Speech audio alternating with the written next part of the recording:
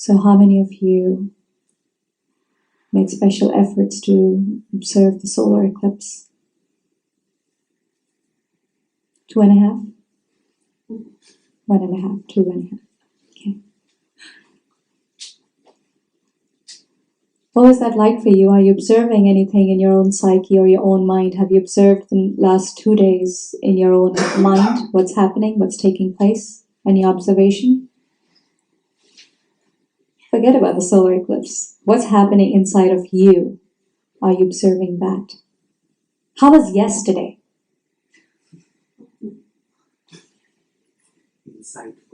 Insightful? Okay, awesome. Let's throw out more words. How was yesterday? Profound. Vibrant. Mm-hmm. Happy. Not great. I know, and you were holding back, like, what's happening? Everybody's saying it was great. I'm supposed to say not great? Yes. Yes. It wasn't great. Stressful. Cosmic.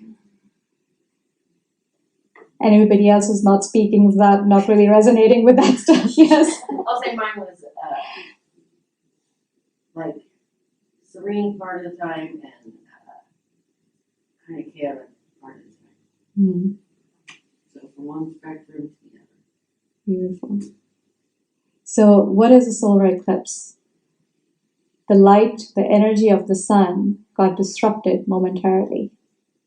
Yes? And we were fascinated by it.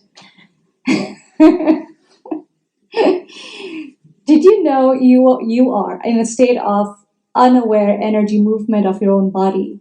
You're always in a state of solar eclipse if you don't know how to manage your own pranic energy. Do you know what pranic energy is? Pranic energy is that vital life force that makes you feel alive and vital and present in every moment. Yes? Most people that I see, we just came back from the East Coast, so it's kind of all over the place, especially Vegas. We had a layover. Major solar eclipse. But a lot of artificial lighting. Oh, yeah. Sun's down, but we got it bright. Most people are walking in a state of an internal solar eclipse, so very long solar eclipse. Was that a little distorted to the mind when the light started to change? It was fascinating if you were prepared for it. It was still a little freaky, wasn't it? No? Nobody observed that? It was awesome, but freaky. Yeah. It's darkly beautiful. Yeah. It's awesome. An amazing phenomena, right? And then once the sun came back, the psyche was, all right, everything's back to normal. Now imagine if it stayed in that state of darkness. It's fascinating because it was a moment. And you want to just experience a moment of darkness, yes? If you have a moment of darkness, it gives you perspective. Right? So it was great. What if the eclipse went on forever?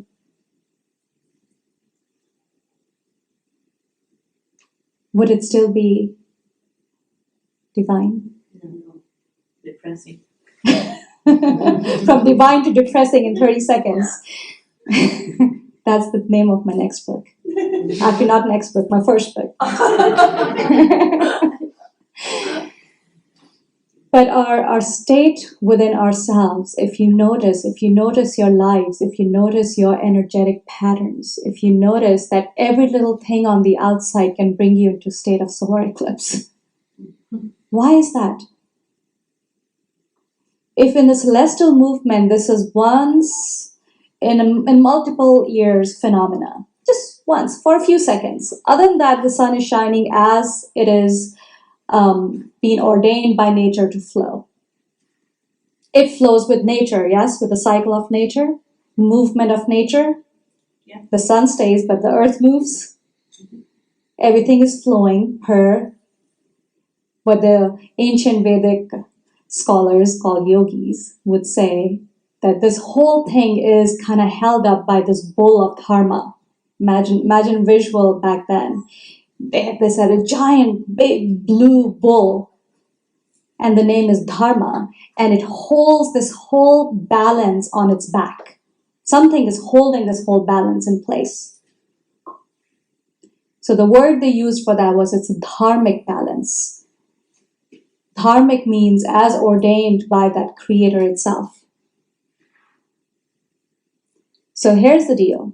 If everything is flowing in a dharmic balance, and occasionally there is an eclipse, and then it goes back into the flow again, is your life flowing like that too? Yeah. Internally? Yes. Good. I like the 3 yeses. But trust me, most of the time it's not. You are trying to change the flow of nature to suit you. Right. You try to think we're in control. To suit your own ego. For a lot of people that I talked to, a lot of them were experiencing like their shadow self was coming out quite a bit since the last 2 days.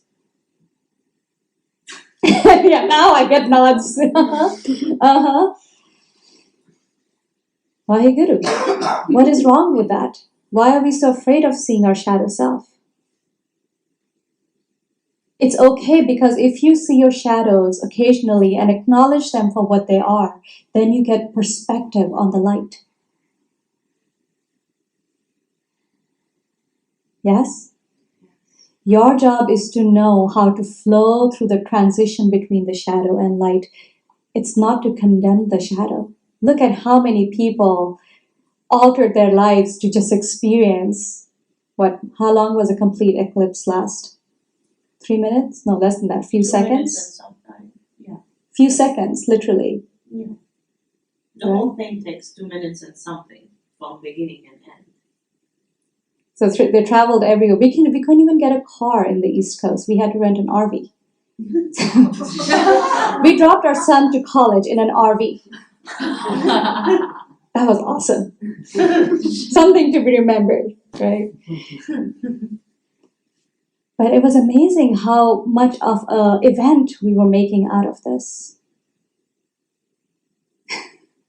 Did anybody feel that too? Why is it such a big event? It's a celestial happening. You could experience the exact same connection to your celestial body by looking at a leaf moving in the breeze. That's a celestial event as well. Do you see what I'm saying? What is that part of us that needs a sensationalization of an event? I have been there. Let me broadcast it on Facebook. Be liked by 1,200 people. Now I feel I have experienced it.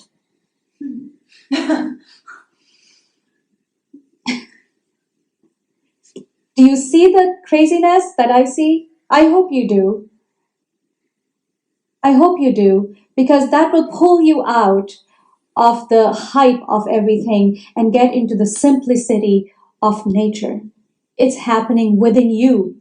How long has your eclipse lasted? It's a longer eclipse. What this world is going through right now, you experience what the world is going through? Everything has cycles, yes? The world is literally going through a transition of a solar eclipse, a bigger solar eclipse. So did you know that our whole solar system actually moves around another central sun? Our astrology will catch up someday soon. But this is Vedic astrology. So our entire solar system, entire galaxy actually moves around another central source. And there is an eclipse going on, right? We are moving through an eclipse. It's a transition phase that we are in right now. Therefore, chaos.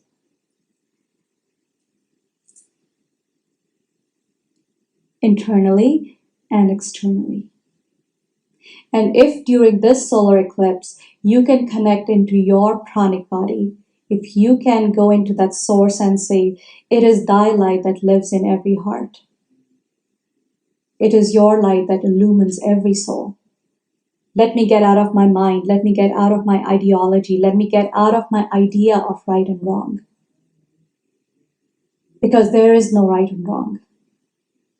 There is no right and wrong. How does that feel like that to your mind?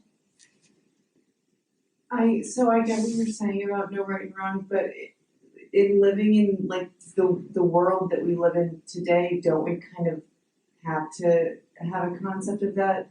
And are you saying that we can have that concept while also knowing that we don't? What is right for you could be wrong for somebody else. There are certain universal rights, which were not the same rights 1500 years ago. Right? In today's world, it would be so wrong to, let's say, leave your child to play out in the alley for hours and not know where they are. Just 3 generations ago, that was normal. Now you judge somebody for doing that. Do you see what I mean? This is a very simple thing. But when we get stuck in the absoluteness of our right and they are wrong, we don't draw a line to that center point, which is reasonable. Isn't it too, like... That's what I meant by that eclipse. Okay. I didn't know there was an eclipse, so I don't know. So so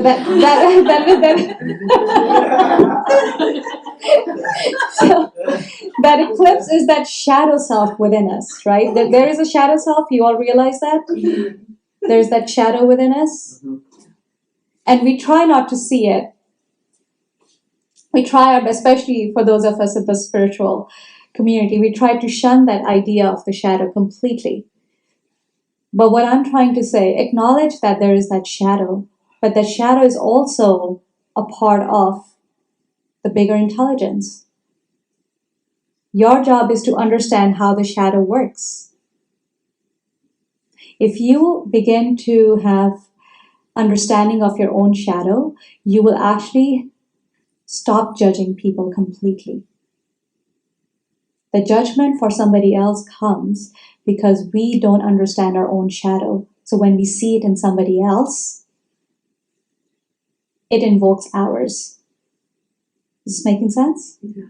So that's what I meant by there is no right or wrong. The right and wrong is right here. Whatever is right for me could be wrong for the other person. And that is why all these clashes are taking place. Does that make sense? But you say, okay, they have a shadow and so do I. Let me first take care of my shadow. Acknowledge it. Understand its workings. That is your job. You have to understand the eclipse. You have to understand what to do during an eclipse. You have to understand how to ignite your own internal pranic energy during an eclipse. If you're able to do that, now you are guiding your shadow. You're not just sitting in it pretending that the lights are on. That is the mistake all of us are making. As much as you might have enjoyed this eclipse, how about enjoy this one too? Do you see how much commentary there was, how much science there was around this? If anybody turned the TV on during that time or before, over 4 weeks, it was constant. They know everything about the eclipse now. Past, present, future, when the next one will be happening. Everything is known about it, right? How about you know your eclipse that well?